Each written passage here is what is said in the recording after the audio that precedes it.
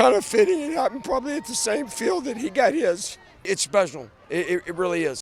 This game wrap is presented by Ideal Vision, one-of-a-kind eye care for one-of-a-kind eyes. Visit their locations all across San Antonio and in Somerset.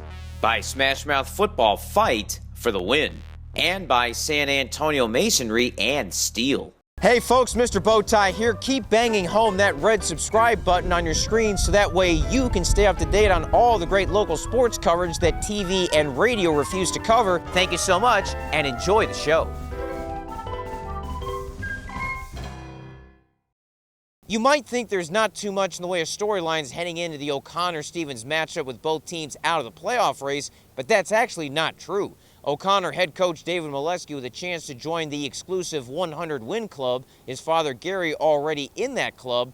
As for Stevens as well as O'Connor, both teams trying to find momentum heading into the 22 season that they can use coming out of the 21 campaign. Remember last year, teams like Clark and Marshall and East Central and Somerset found their groove late in the 20 season. It was too late to save their seasons, but all of them carry the momentum over into 21, and all those teams either will make the playoffs or at least will have a chance to get in. Let's check out all the action presented by Ideal Vision Smash Mouth Football in San Antonio Masonry and Steel.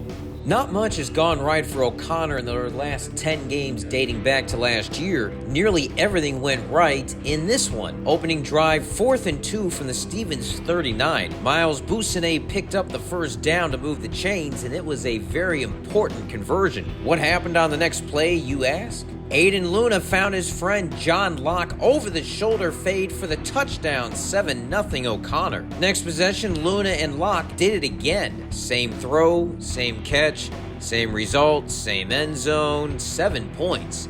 14-0 O'Connor. They had more than enough points as the defense, still PO'd about last week, said, Stevens, you aren't doing what Brennan did. Kyle Robinson nearly had the quarterback sack. Bryson Smith finished it off. Robinson wasn't happy, and he played unhappy the rest of the night, and that made Stevens unhappy. Second quarter, this time he did sack the quarterback for a huge loss, though he would have a much quirkier play at the end of the game. Trust me, folks. OC's defense looked like what it did in many of Malesky's previous 94 OC wins. Remember, his first 5 wins came at Jordanton in the early 2000s. Third quarter, Panthers up 17-0. Time for more defense. Landon Harding read the quarterback roll out and caught the pass for an interception. That led to a field goal, 20-0 O'Connor. If you thought that lead would mellow out David Malesky, well, of course you're wrong. Although he might have been inviting head linesman David Guerriello for a sandwich to talk about why the Detroit Lions never win. Well, that and he signaled a timeout.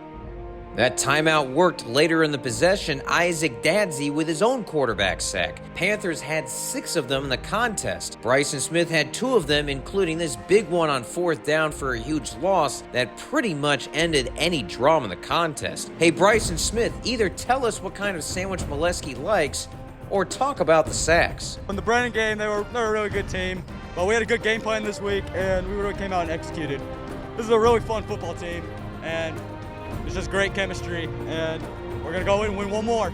20-0 after 3. Teams traded touchdowns in the final period, though the game was never in doubt. By the way, you are seeing the end of an odd play. Stevens shanked a punt from inside their own 15. It went backwards, was picked up by Kyle Robinson.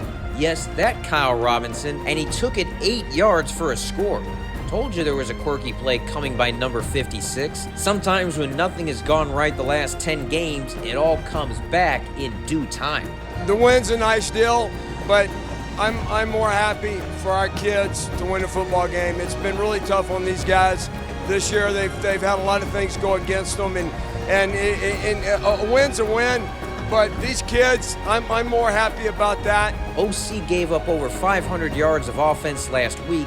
Stevens didn't reach 100 yards of total offense until the final minute. He forgot to bring soap. Splish splash, he's taking a bath.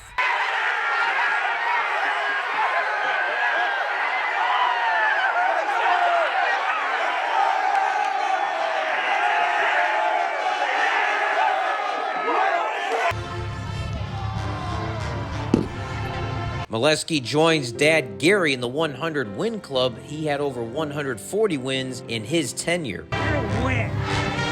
We've had a lot of things go against us, and we've made a lot of mistakes ourselves, but the one thing that has been consistent in this football team is they have played every game as hard as any other football team that's come through Oconnor High School.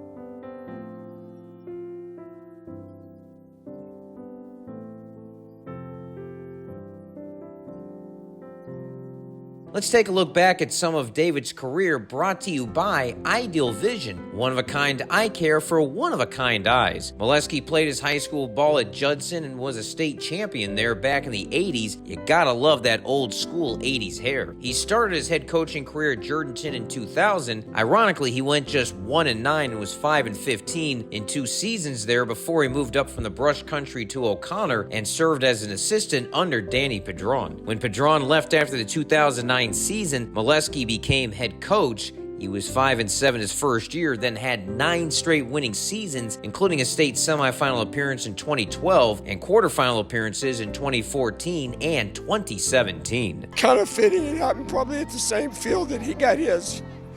And I mean, my dad's up here in terms of everything, and I'm here. So just to even be anywhere close, and I don't deserve to be there, but it's special. It really is. It's a special night. Reporting from San Antonio, I'm Greg Sherman.